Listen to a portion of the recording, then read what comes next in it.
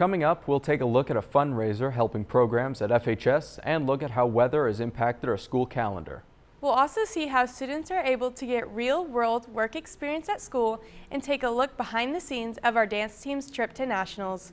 I'm Kennedy Webb. And I'm Garrett Harper. Welcome to Breaking the Leash.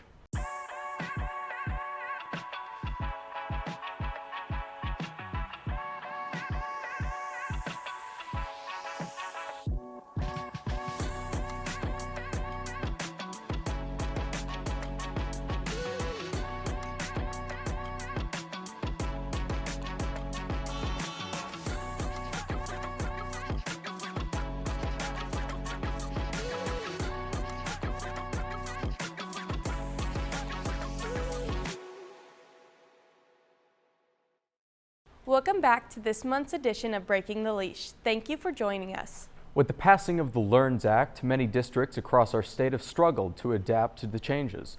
One of the biggest changes was dealing with the school calendar. The weather this spring has also made that much tougher, with Fayetteville already using 7 snow days in the month of January. Our own Jackson Bruner takes us behind the scenes of how the district adapted to try and accommodate all students, teachers, and families in Fayetteville. Fayetteville School District just implemented a new schedule that added 35 minutes to the high school, the junior high, and the middle school level. We talked to the superintendent, teachers, and students about this new change. Typically, at the start of the school year, you have to pick one of those models. One of them is based on a certain amount of days and hours per year, while the other is based solely on a certain number of hours. So our district started looking at this alternate calendar back in the fall for next school year. However, about 3 weeks ago now, the state, the Department of Education, announced to schools that since we've had so much inclement weather, that they would allow a mid-year shift to the alternate calendar in an effort to make up snow days for school districts that wanted to do that. I'm not a fan of it, but I understand why we had to do it.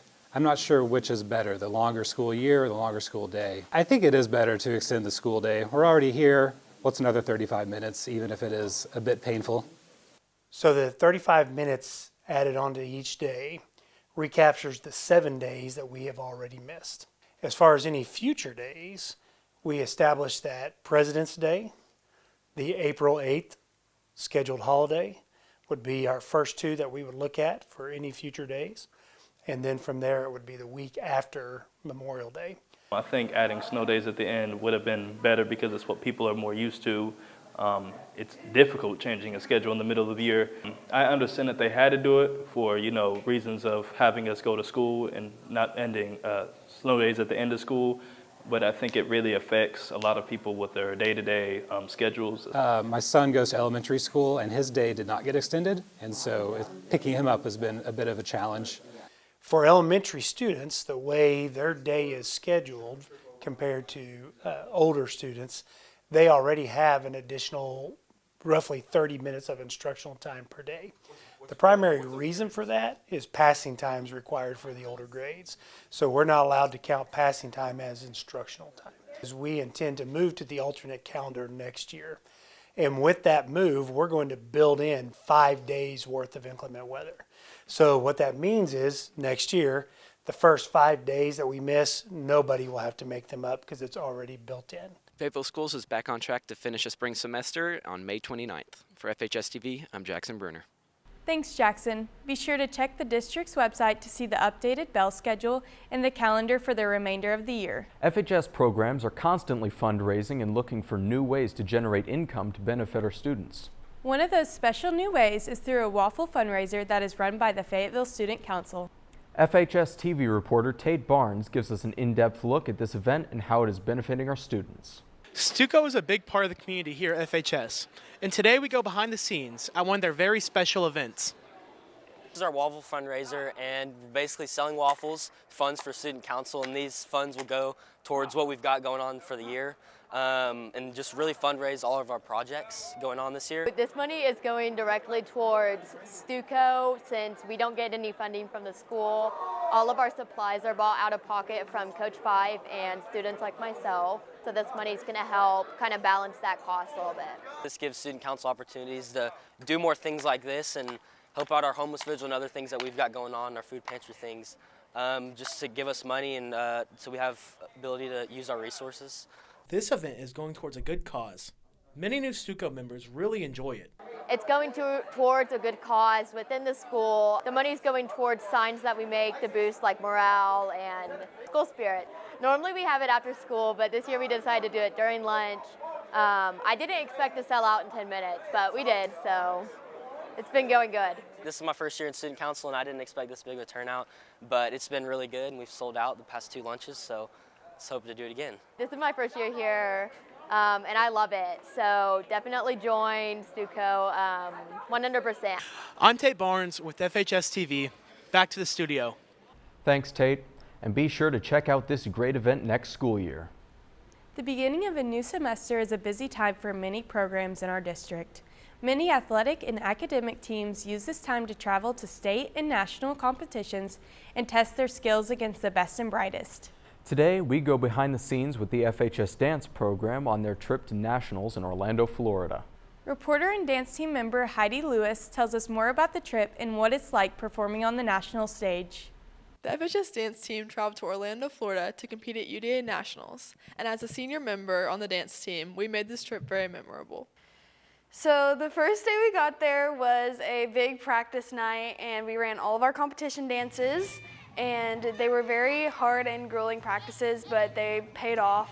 I think it's a good experience, one, to be able to compete with people outside of our state, and additionally, I think it opens up the opportunity for our girls just to be able to see what dance looks like outside of Arkansas.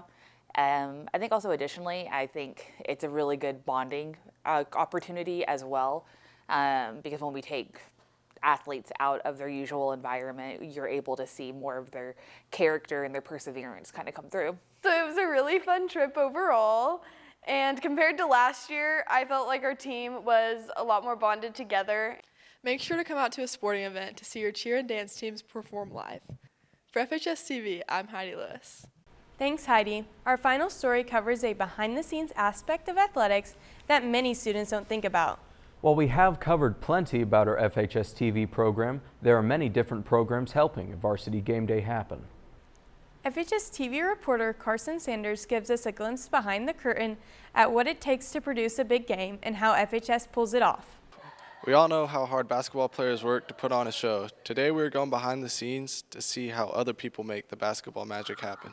So there's a lot of different programs that go into making a Friday night basketball game happen. We've got, Coach Thomas says cheer and dance. I've got sports broadcasting. You have the basketball teams. So there's a lot of crews all working together. Everything that goes on there is carefully thought out and planned so that we're all able to showcase the best that Fayetteville has to offer. During game days, we take all the cameras from the classroom and the studio to the gym, and we set up the announcing tables, the cameras, all the wires, and then we make sure everyone's ready to film the game and announce the game. We thank everybody involved for the hard work they put in putting on a basketball game. I'm Carson Sanders with FHS TV. Thanks, Carson. That's all we have for this edition of Breaking the Leash. Don't forget to subscribe to our YouTube channel at FHS-TV-Fayetteville High for all new shows and live events. And make sure to check out our Instagram at FHS Bulldog TV to stay up to date with the news around the school and in the community. I'm Garrett Harper. And I'm Kennedy Webb. We'll see you next time.